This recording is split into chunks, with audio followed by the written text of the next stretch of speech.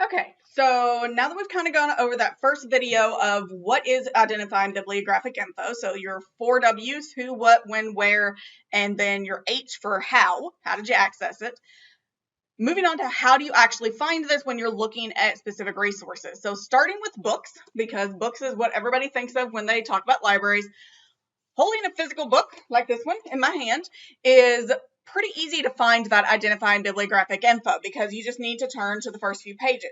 So a lot of the info you can probably find on the cover or the spine. And so that's where you're getting your title and either your authors or your editor. So I'm looking at this book I had on my shelf in my office, Crawfish Bottom, Recovering a Lost Kentucky Community.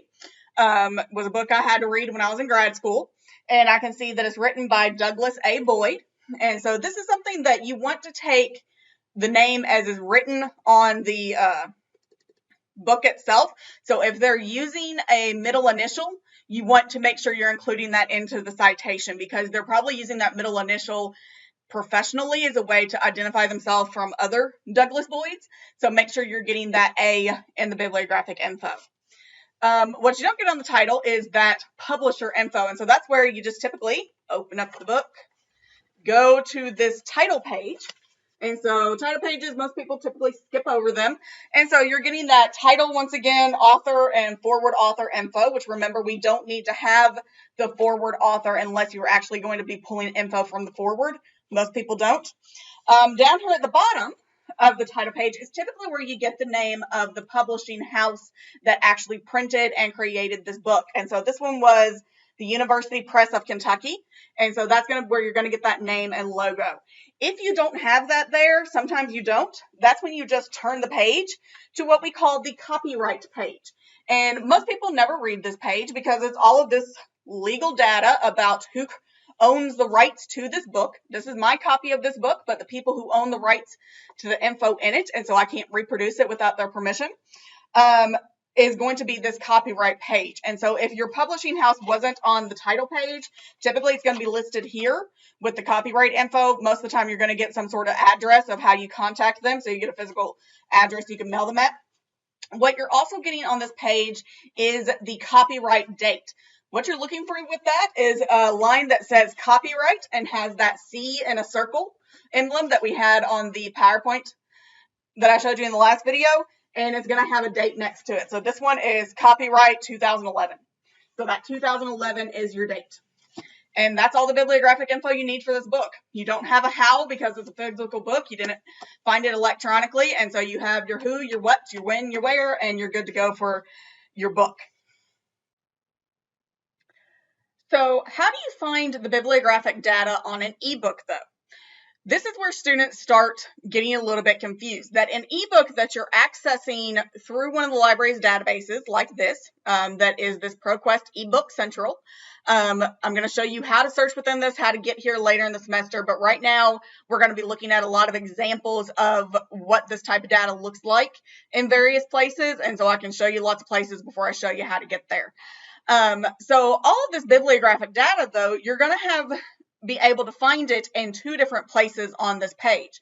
One, you have the actual item record page here. So an item record page for a library is basically what it sounds like. It is a record of what this item is.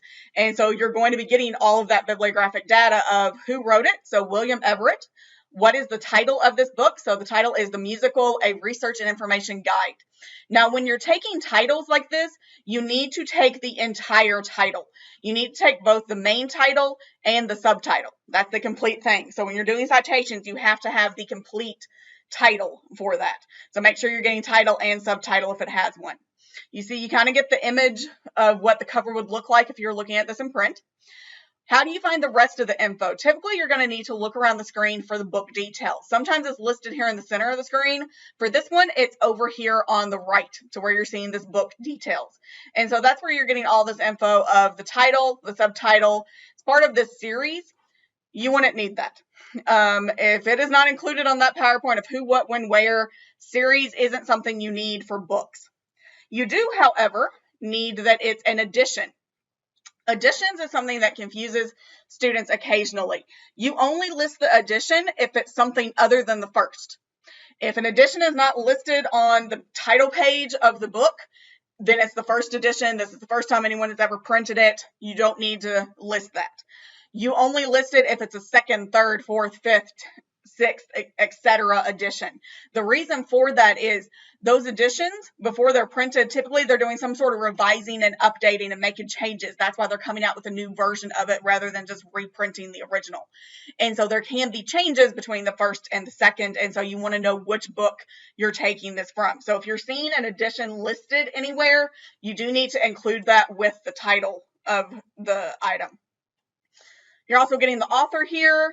And then once again, if you kind of click on that show more, it brings you all this data of the publisher is Taylor and Francis Group. Print publication date is that 2011. You do get that it was March or April 25th. You wouldn't need that for a book. Just take the 2011.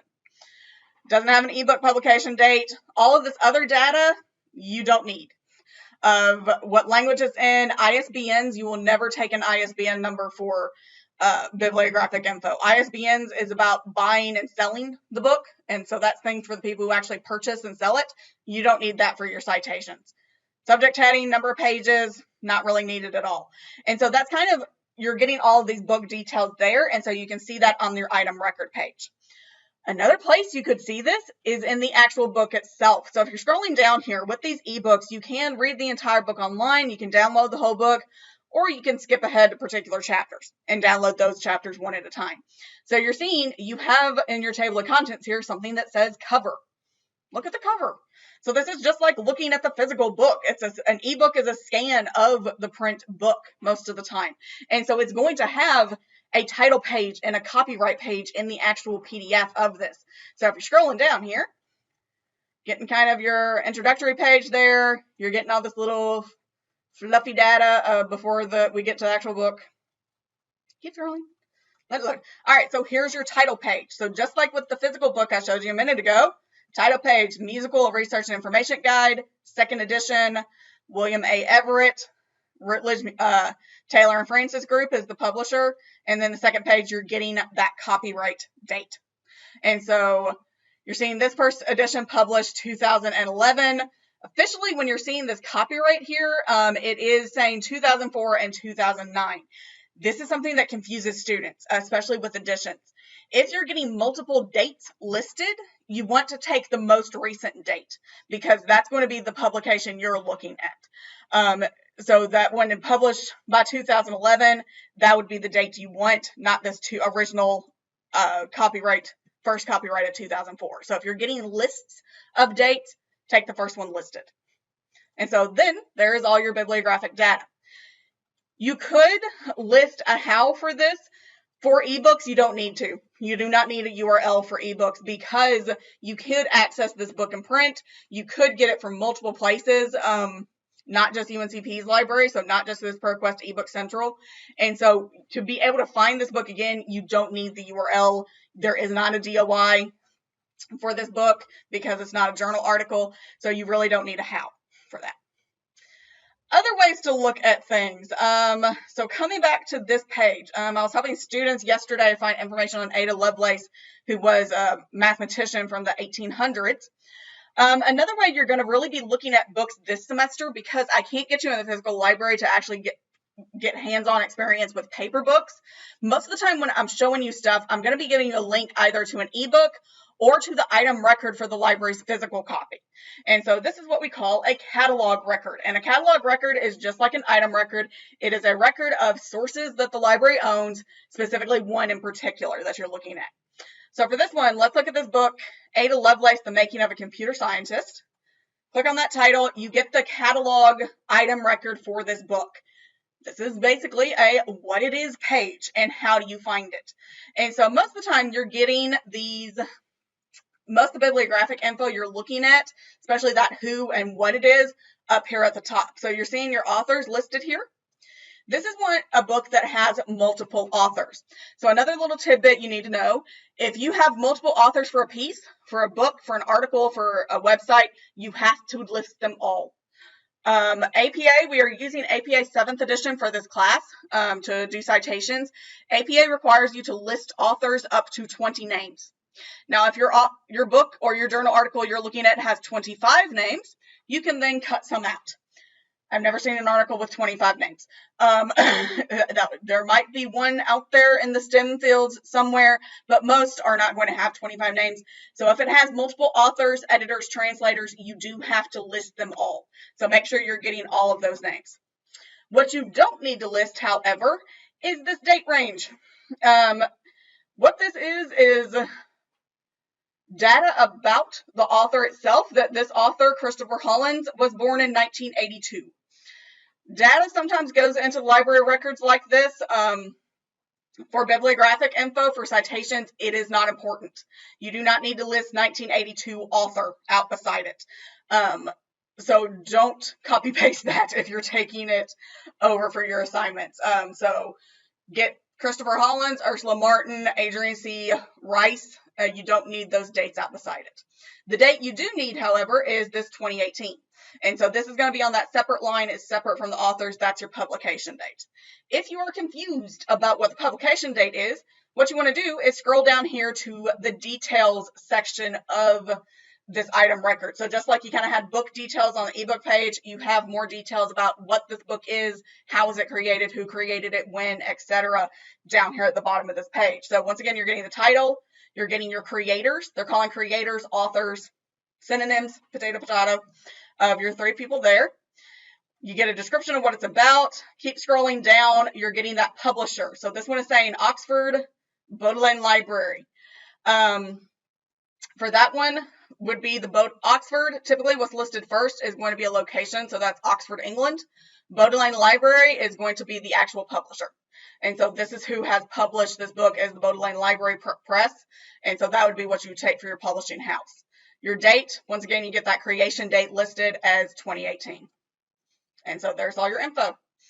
Once again, you would not need to have a URL for this. Even though you're going to be looking at things electronically for this class, you're not accessing the full book electronically. There is no ebook version the library has. This is a book that you're getting this location of items. It's telling you where to go get it in the actual library. And so we are going to talk about that later in the semester, just a little bit of how do you find physical books with this call number info. You don't have ebook access to it. This is just a description of what this book is and which library owns it and how do you go find it in the library. So you do not need any sort of URL info for this at all. I keep on having students wanting to give me this URL up here as part of a how. Not needed. Not for books.